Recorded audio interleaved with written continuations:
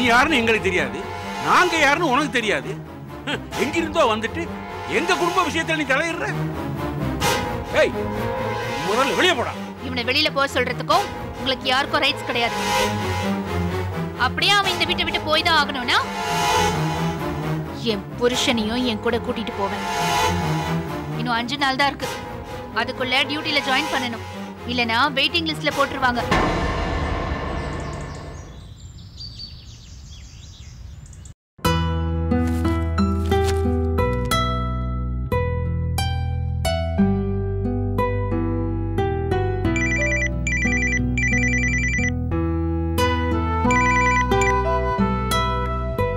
Hello, சொல்லுங்க. இப்பதான் files எல்லாம் பார்த்துட்டு இருக்கேன். மும்பை போறதுக்குள்ள எல்லாத்தையும் கிளியர் பண்ணிடுறேன். இந்த வாரத்திலேயே புறப்பட்டுருவேன்னு நினைக்கிறேன். ரிலீவிங் ஆர்டர் மட்டும் நீங்க ரெடி பண்ணிடுங்க. ஓகே, நான் நேரா வரேன். சரி.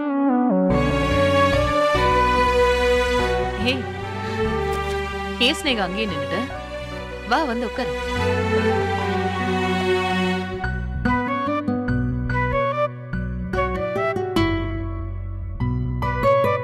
ஆண்டி, நீங்க மும்பைக்கு கண்டிப்பா போகணுமா? என்ன இப்படி கேக்குற? மும்பை என்ன, எங்க டிரான்ஸ்ஃபர் பண்ணாலும் நாங்க போய் தான் ஆகணும். உன் அம்மாவும் என்ன மாதிரி தான். அதனால இதெல்லாம் உனக்கு நல்லாவே தெரியுமே. தெரியும், இருந்தாலும் கஷ்டமா இருக்கு. நீங்க இல்லைன்னா இந்த வீடே நல்லா இருக்காது. வீடு நல்லா இருக்காதுதான், ஆனா சில பேருக்கு நல்லா இருக்குமே. அதுக்காக அவங்க போட்ட பிளான் தான் இது.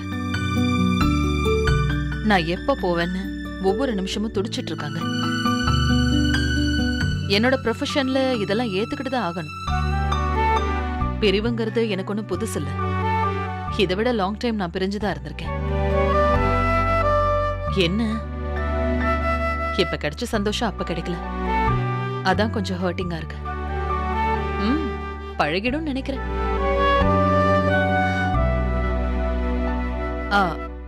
நானும் உங்ககிட்ட ஒரு விஷயம் சொல்லணும்னு நினைச்சேன். நீயே கரெக்டா வந்துட்ட. உன்னை உங்க அம்மா இங்க அனுப்பி வச்சதே என்ன நம்பிதான். வந்த இடத்துல என்னென்னமோ நடந்துருச்சு. அதுலயும் பர்டிகுலரா சக்தியும் பிரபாவும் சேர்ந்ததுதான் பெரிய விஷயம். இந்த வீட்டுல யாராலையும் முடியாத விஷயத்த நீ சாதாரணமா முடிச்சிட்ட. இப்ப பாரு, 2 பேரும் எவ்வளவு சந்தோஷமா இருக்காங்கன்னு. இவங்க பிரிஞ்சிருந்தாங்கன்னு சொன்னா யாராச்சும் நம்புவாங்களா? இதெல்லாம் உன்னாலதான் ஸ்னேகா. இந்த உதவிய அவங்க 2 பேரும் என்னைக்குமே மறக்க மாட்டாங்க. அவங்க 2 பேர் மட்டும் இல்ல, இந்த வீட்டுல இருக்கிற எல்லாரும் மறக்க மாட்டாங்க. லைஃப் லாங் எல்லாருமே உனக்கு நன்றி சொல்லிக்கிட்டு தான் இருப்பாங்க. அதுக்காக நீ பட்ட கஷ்டம் தான் ரொம்ப அதிகம். எவ்வளவு அவமானப்பட்டிருக்க, எவ்வளவு கொடுமைகள் அனுபவிச்சிருக்க. அவ்வளவுக்கும் பொறுமையா இருந்து நீ சாதிச்சதுதான் பெரிய விஷயம் ஸ்னேகா. ஒன்ன தவிர வேற யாராலையும் அப்படி இருந்திருக்க முடியாது. மத்தவங்க மட்டும் இல்ல, நான் கூட உன் மேல கோவப்பட்டேன். நானும் உன்னை ஹர்ட் பண்ணிருக்கேன். உங்க அம்மா உன் மேல கோவப்பட்டாங்க. அப்புறமா தான் உன்னை பத்தி எனக்கே தெரிஞ்சது ஸ்னேகா. இப்பதான் எல்லாம் முடிஞ்சிருச்சுல்ல, இனிமே நீங்க இருக்கிறது நல்லதில்ல. ஆண்டி, ஆமா, நான் தானே உன்னை இங்க கூட்டிட்டு வந்தேன்.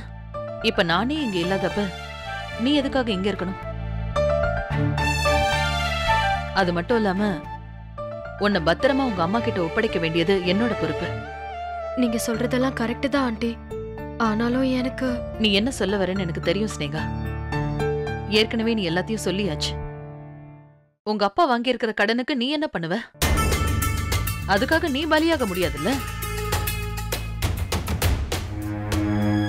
அவரும் அப்படி வாங்கியிருக்க கூடாதுதான், எப்படியோ வாங்கிட்டாரு. அவர் வாங்கின கடனை அவர் எப்படியோ கட்டதான் போறாரு. அதுக்காக நீ எதுக்கு இங்க இருக்கணும்? முக்கியமா நீங்க இருந்தனா உன்னோட ஸ்டடீஸ் தான் ஸ்பாயில் ஆகும். அதை நீ கண்டினியூ பண்ணி முடிக்கணும்னா உன் அம்மா கூட இருந்த மட்டும்தான் முடியும். புரியுது ஆண்டி, ஆனா நான் போயிட்டா எங்க அப்பாவை ஏதாவது பண்ணிடுவாங்க. எங்க அப்பாவுக்கு எந்த விதத்திலயும் எங்க அம்மா உதவி பண்ண மாட்டாங்க. அவருக்கு சப்போர்ட் பண்ண யாருமே இல்ல. அதனால அவர் பணத்தை திருப்பி கொடுக்கற வரைக்கும் நான் இங்கதான் இருக்கணும். இத பாரு, உன்னை நான் கூட்டிட்டு வந்திருக்கேன். நான் என்ன சொல்றேனோ அதைத்தான் நீ கேட்கணும். இனியும் நீ இங்க இருக்கிறத என்னால அனுமதிக்க முடியாது.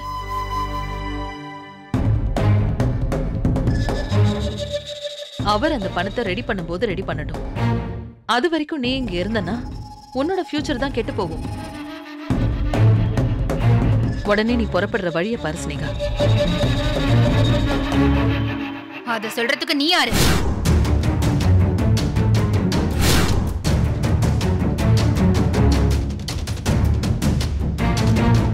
கொஞ்ச நேரம் நான் இல்லைன்னா போதுமே, உடனே வேப்பில் அடிக்க ஆரம்பிச்சிடுவியே.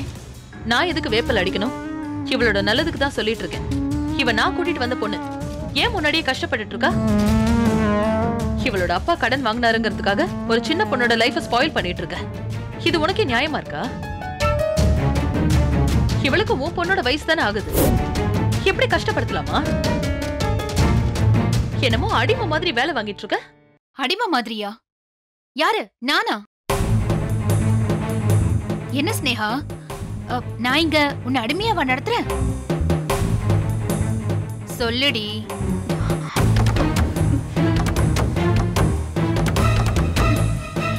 இவளே சொல்றாளே இல்லன்னு, அப்புறம் என்ன? இது பாரு, இவ அப்பா என்கிட்ட கடன் வாங்கியிருக்கான். அந்த கடனை இவ வேலை செஞ்சு கழிச்சிட்டு இருக்கா. அப்பனுக்காக இந்த செஞ்சோற்ற கடனை சொல்லுவாங்களே அந்த மாதிரி. இன்னொன்னு, அப்படியே என்ன மீறி போனாலும் நான் என்ன பண்ணுவேன்னு இவளுக்கும் தெரியும், இவ அப்பனுக்கும் தெரியும். ரேவதி, என்னை பத்தி உனக்கு நல்லாவே தெரியும். தெரிஞ்சும் ஏன் விளையாடிட்டு இருக்க? விளையாடதான் முடியுமே தவிர என்கிட்ட ஜெயிக்க முடியாது. ஏன் சக்திவேல் விளையாடலையா? நீ விளையாடலையா? இந்த வீட்டுல எல்லாருமே என்கிட்ட விளையாடினவங்க தானே. ஆனா கடைசியில ஜெயிச்சது நான் தான். அதை ஏன் நீ புரிஞ்சுக்க மாட்டேங்கிற? எப்பவும் என்கிட்ட மோதுறவங்க கடைசியில தோத்துதாமா ஆகணும். இத பாரு, இந்த ஜெயிக்கிறது தோக்கறத பத்தி எல்லாம் நீ பேசக்கூடாது. நீ என்ன நேர்மையான வழியிலயா ஜெயிச்ச? பர்சனலா இருக்கட்டும் இல்ல அபிஷியலா இருக்கட்டும், எல்லாத்துலயும் ஃப்ராடுத்தனம் பண்ணி தானே ஜெயிச்சிருக்க.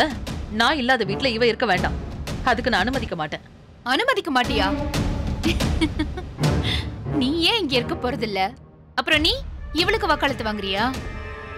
போமா, போய் மூட்டை முடிச்செல்லாம் பேக் பண்ணிட்டு கிளம்புற வழிய பாரு.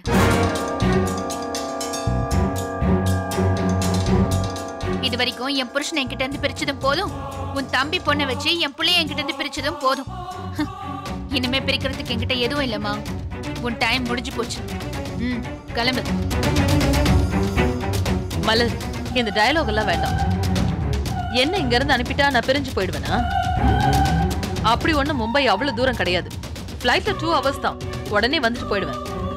என்னமோ நிரந்தரமா போற மாதிரி நினைச்சிட்டு இருக்க. இந்த பிரிவை கூட நான் ஏத்துக்கிறேன்னா அதுக்கு அவர் தான் காரணம். அவரோட நிம்மதியும் சந்தோஷமும் என்னால போயிடக்கூடாதுங்கிற ஒரே காரணத்தினால்தான். நான் என்னமோ தோத்துட்டு தான் நினைக்காத. நான் மட்டும் நினைச்சேன்னா இங்கேயே இருந்துருவேன். அதை உன்னால தடுக்கவும் முடியாது. ஏன்? இருந்துதான் பாரு. அப்பேற்பட்ட சக்தி வேலையே ஒண்ணும் இல்லாதவராக்கி மூலையில உட்கார வச்சுட்டேன். நீ மாத்திரம் உன்னையும் அதே மாதிரி பண்ண எனக்கு ரொம்ப நேரம் ஆகாது. இவகிட்ட பேசி பேசி எனக்கு தலைவலியே வந்துருச்சு. நீ போய் சூடா எனக்கு ஒரு காஃபி போட்டு எடுத்துட்டு வா போ. ஸ்னேகா, அதெல்லாம் பண்ணாத. ஏய், சொல்லிட்டு இருக்கேன்ல, போடி.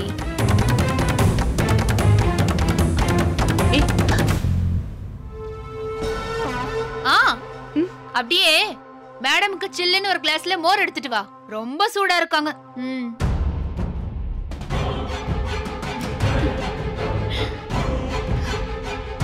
இது வரைக்கும் நீ இந்த வீட்டுல போட்ட ஆட்டோலாம் முடிய போகுது. இப்ப இருந்து உன் கவுண்டவுன் ஸ்டார்ட் ஆயிடுச்சுமா. இப்ப போனா போனதுதான். அதுக்கப்புறம் நீ நினைக்கிற மாதிரிலாம் திரும்பி வர முடியாது. வரவும் நான் விட மாட்டேன்.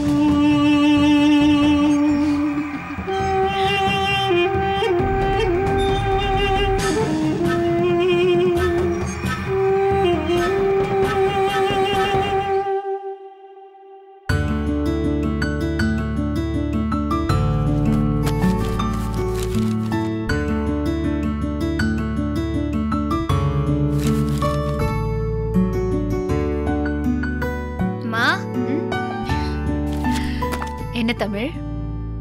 அம்மா அவங்க ஊருக்கு போயிட்டாங்கன்னா அப்பா நம்ம கூட வந்துருவாருல்ல. அப்பாவும் வந்து பிரபாவும் வந்துட்டான்னா எவ்வளவு நல்லா இருக்கும். நிச்சயமா அப்பா நம்ம கூட தான் இருப்பாரு. அதுக்காக தானே நான் இவ்வளவு வேலையும் பண்ணிட்டு இருக்கேன். மலரு, என்னம்மா தமிழ் என்ன சொல்றா? அவளோட ஆசைய சொல்லிட்டு இருக்கானு. அவ அப்பா திரும்பவும் நம்ம கூடயே வரணுமா?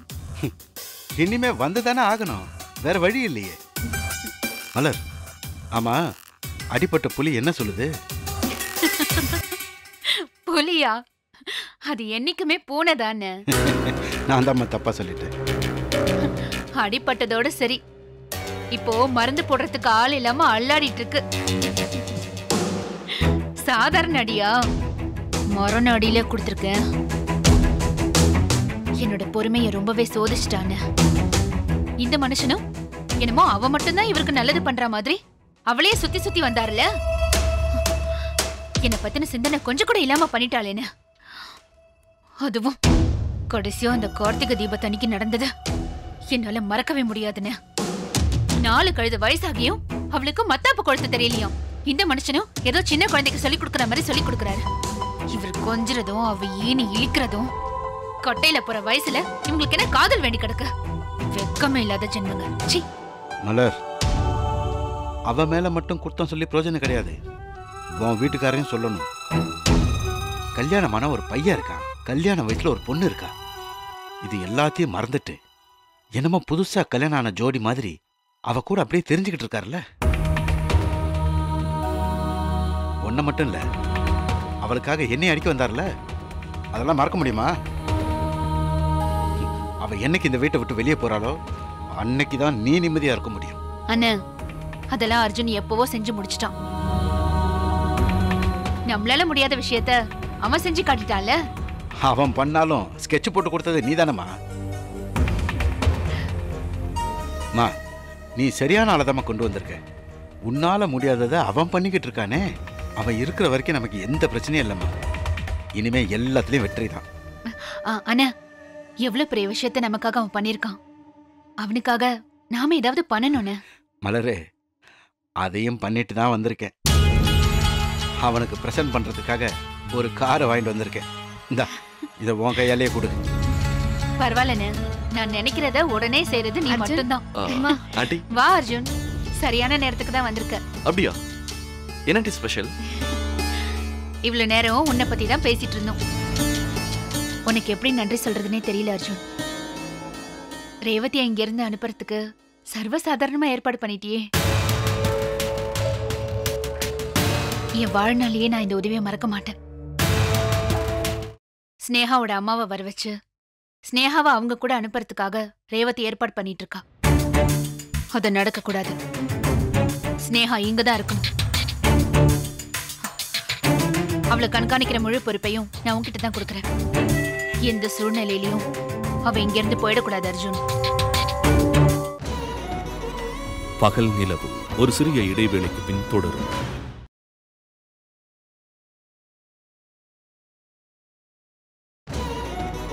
பகல் நிலவு தொடர்கிறது.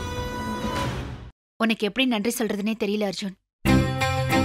ரேவதியை இங்க இருந்து அனுப்புறதுக்கு சர்வசாதாரணமா ஏற்பாடு பண்ணிட்டியே. என் வாழ்நாளையே நான் இந்த உதவியை மறக்க மாட்டேன். ஆண்டி, என்ன ஆண்டி, நீங்க எனக்கு பண்ணதை விடவா நான் உங்களுக்கு பண்ணிட்டேன்? சின்ன வயசுல இருந்து என்னை படிக்க வச்ச, ஆளாக்கி என்னை இவ்வளவு தூரம் கொண்டு வந்து நிக்க வச்சிருக்கீங்க. என்னை பெத்தவங்க வேற ஒருத்தங்களா இருந்தாலும் என்னை வளர்த்தது என்னவோ நீங்க தானே ஆண்டி. அந்த நன்றி கடனுக்காக நான் என் உயிரையும் கொடுப்பேன். அவ்வளவு ஏன், நீங்க சொன்னா இந்த உலகத்துல யாரை வேணா எதிர்த்து நிப்பேன்.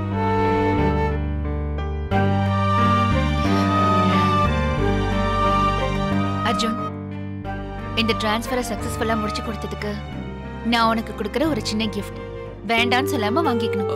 ஆண்டி, இந்தா, உனக்காக ஒரு புது கார். வாங்கிக்கப்பா, வாங்கிக்க. என்ன ஆண்டி இது? நீங்க கார் கொடுத்தா நான் என்னவோ காருக்காக இதை பண்ண மாதிரி ஆயிடும்ல. இல்ல அர்ஜுன், நீ அப்படி நினைக்காத. இது ஏன் சந்தோஷத்துக்காக நான் உனக்கு பண்றது. நீ என்னைக்குமே என்னோட தளபதி தான். எப்பவும் என் கூட இருக்க போற. இந்தா வாங்கிக்க. ஆண்டி, எனக்காக இல்லைனாலும் உங்க சந்தோஷத்துக்காக இதை வாங்கிக்கிறேன். Thanks aunty. அர்ஜுன், நீ ஒருத்தன் போதும். 1000 பேர் மலரை எதிர்த்து வந்தாலும் அவளை யாரும் எதுவும் பண்ண முடியாது. வாஸ்தவம் தானே.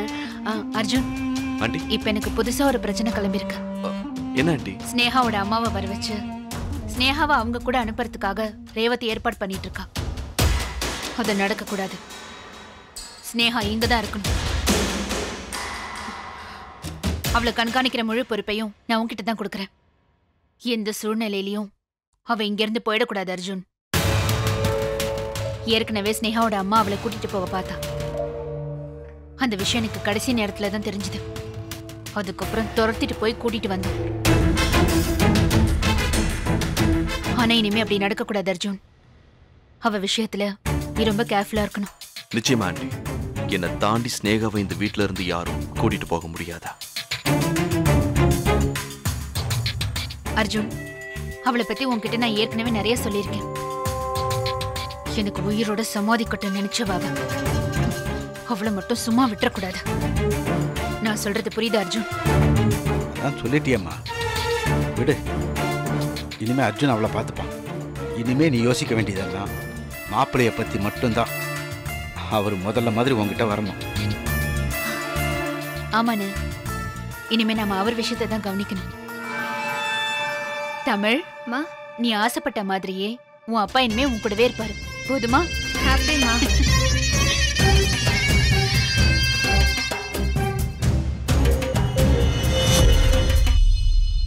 ரேவதி ஆண்டி டிரான்ஸ்ஃபர் விஷயத்துல நீங்க என்டர் ஆகாதீங்கன்னு சொன்ன.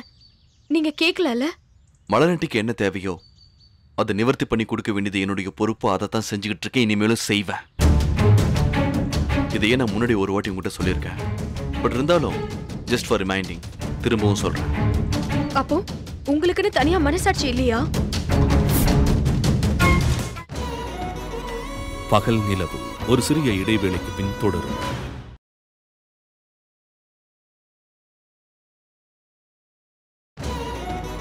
பகல் நிலவு தொடர்கிறது.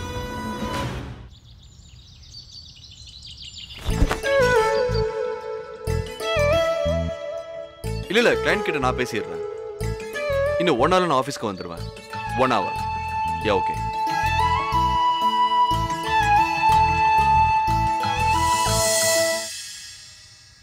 ஸ்னேகா, ஸ்னேகா, உன்னதான் நான் கூப்பிடுறேன். ஸ்னேகா,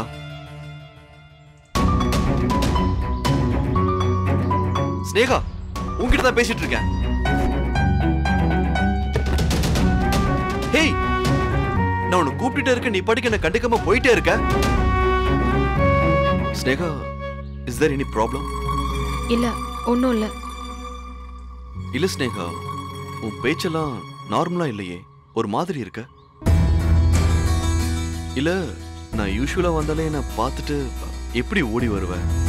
இன்னைக்கு நான் பாட்டுக்கு ஒன்று கூப்பிட்டுட்டே இருக்கேன். எத்தனை தடவை கூப்பிட்டாலும் நீ என்னை கண்டுக்கவே மாட்டேங்கிற. என்னாச்சு? நான் எதுக்கு கண்டுக்கணும்?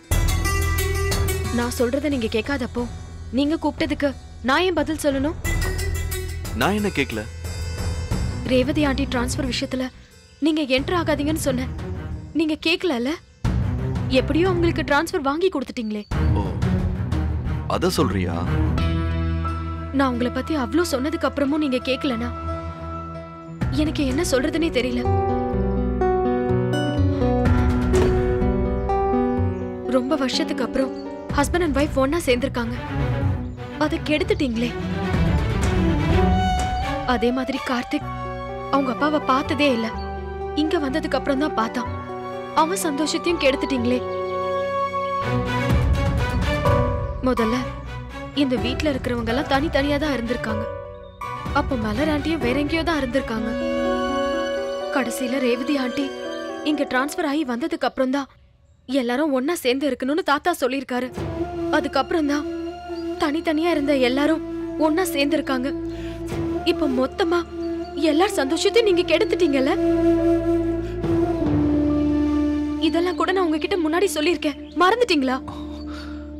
நான் மறக்கல ஸ்னேகா, எதையுமே மறக்கல. ஆனா நீதான் நான் சொன்னதை மறந்துட்ட. நான் தான் உங்ககிட்ட சொல்லியிருக்கேன் ஸ்னேகா, நான் பண்றது எல்லாமே மலராண்டி செய்ய சொன்னதுதான். இங்க பாரு, எந்த காரணத்தை கொண்டு என்னால் அதை மீற முடியாத. எதுக்காக என்ன ஆண்டி இங்க கூட்டிட்டு வந்தாங்களோ அதை பண்ணணும்ல. மலராண்டிக்கு என்ன தேவையோ அதை நிவர்த்தி பண்ணி கொடுக்க வேண்டியது என்னுடைய பொறுப்பு. அதை தான் செஞ்சுக்கிட்டு இருக்கேன், இனிமேலும் செய்வேன். இதையே நான் முன்னாடி ஒரு வாட்டி உங்ககிட்ட சொல்லியிருக்கேன். பட் இருந்தாலும் ஜஸ்ட் ஃபார் ரிமைண்டிங் திரும்பவும் சொல்றேன். அப்போ உங்களுக்குன்னு தனியா மனசாட்சி இல்லையா?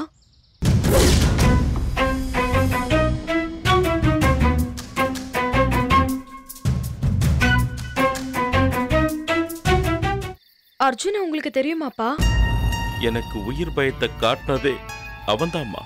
என்னப்பா சொல்றீங்க? எனக்கு ஆக்சிடென்ட் ஆயிடுச்சுன்னு சொன்னல, அது உண்மை இல்லை.